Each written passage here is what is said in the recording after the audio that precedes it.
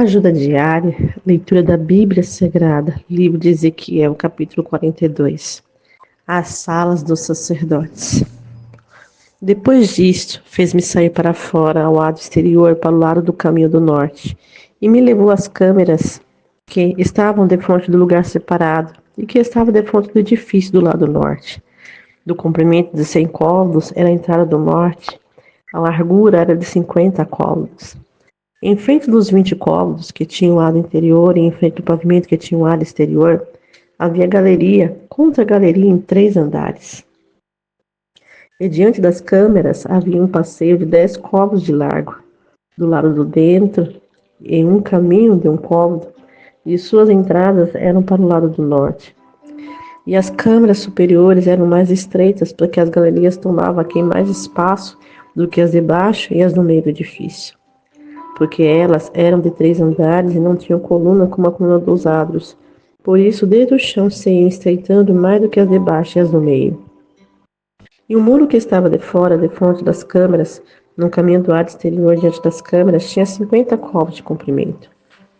Pois o comprimento das câmeras que estavam no lado exterior era de 50 côvados, e eis que defronte do templo havia 100 côvados. Por baixo dessas câmeras havia a entrada do lado do oriente, quando se entra nela pelo lado exterior. Na largura do muro do lado, para o lado do oriente, diante do lugar separado, e diante do edifício havia também câmeras. E o caminho que havia diante delas era da aparência das câmeras, que dava para o norte, conforme o seu comprimento. Assim era a sua largura, e todas as suas saídas eram também conforme os seus padrões e conforme as suas entradas. E conforme as portas das câmeras que olhavam para o caminho do sul. Havia também uma entrada no topo do caminho, isto é, do caminho em frente do muro direito para o caminho do oriente, quando se entra por elas.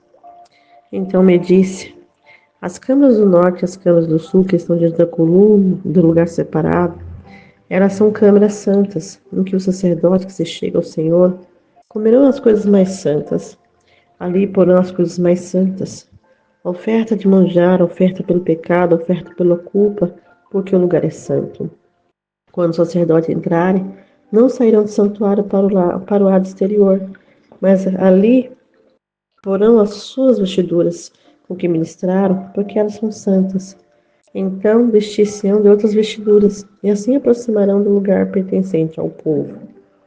E acabando ele de medir a casa interior, ele me fez sair pelo caminho da porta, cuja face olha para o caminho do oriente, e mediu em redor. Mediu o lado oriental com a cana de medir 500 canas, com a cana de medir ao redor. Mediu o lado norte com a cana de medir 500 canas ao redor. Mediu também o lado do sul com a cana de medir 500 canas. Deu uma volta para o lado do ocidente e mediu com a cana de medir 500 camas.